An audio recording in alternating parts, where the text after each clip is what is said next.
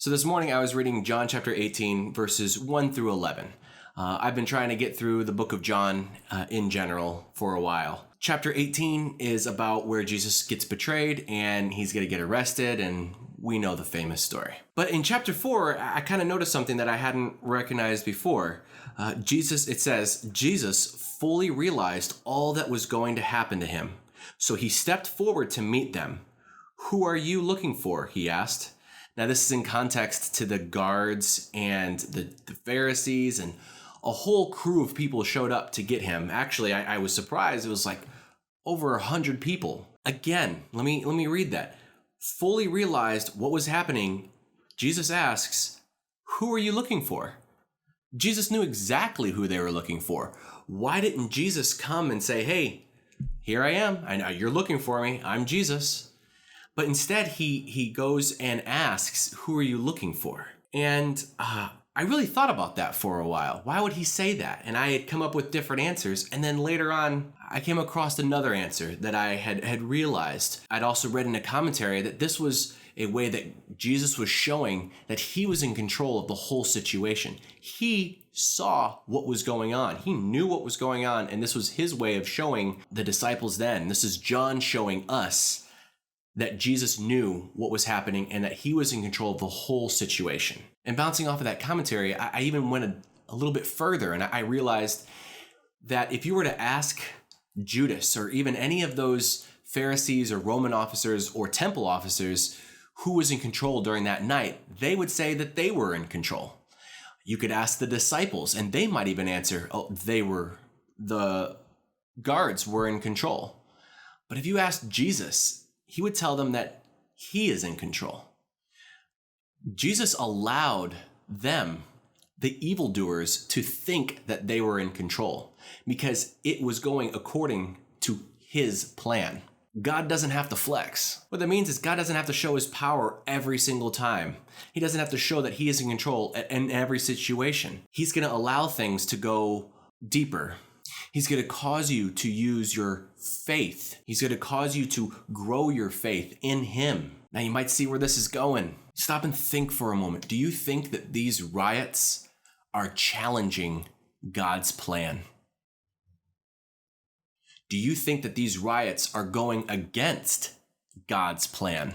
These riots might just be a part of God's plan.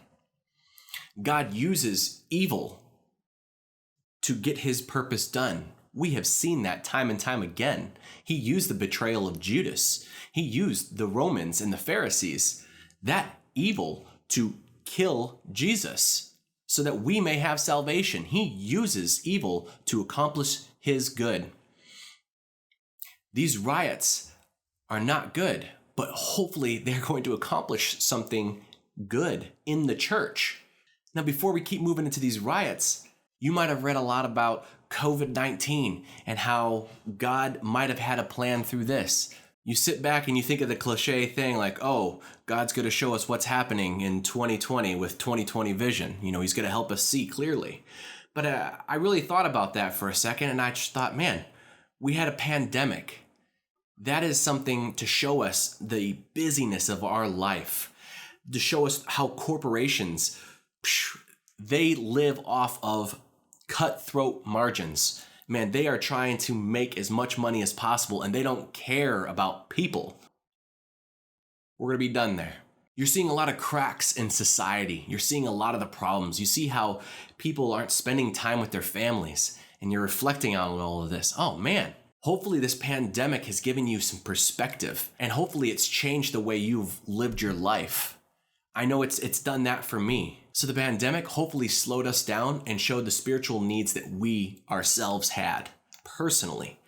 And now that unjust killing that led to riots, hopefully that'll open the eyes of church members to the spiritual needs of the people around us, the community. If all you see in those riots is just bad people doing bad things, your eyes are still closed, because you need to look and see lost people searching for salvation. You should see lost people that are angry because they don't know a solution. They don't see a solution. You should see lost people that think their solution is to burn stuff down.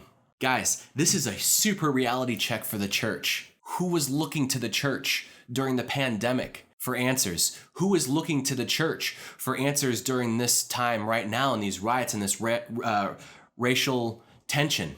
If nobody's looking to us, then what are we doing? Now, I love the church, and don't get me confused. I'm not going to throw stones at the bride of Christ. I know that the church has done a lot of good. The church does so much, and the media doesn't like to give it a lot of attention. I know that. And so I'm not going to just completely throw out the church. I know that the church is doing a lot of good things, but we need to do a lot more. We need to be meeting the needs of our community, not the government, and not our money through the government. We should be doing these programs. Now, we do have a lot of programs, but we need to step it up. We need to really start taking care of people. So I look at all of that's happening right now, and if you want to give it a purpose, God is in control of everything that's happening right now. This pandemic, these riots, and many other atrocities that are happening around the world, just in 2020, hopefully are grabbing our attention and trying to break us away from the lifestyles that we have been living that are not affecting our neighbors, and that we can change and affect people around us. God allowed evil to have the illusion of victory so that he could bring about true victory. Let the church bring true victory. Hey, thanks so much for watching that video. I'm going to be trying to make videos daily for a little bit. So if you like what you have heard, consider subscribing. And if you hit the like button, that lets YouTube know that what I got is something worth watching, and other people might stumble across it when they're browsing YouTube. So please leave a comment and let's have a discussion about what's going on in the world, and try to encourage each other towards a solution, towards the truth. Thank you.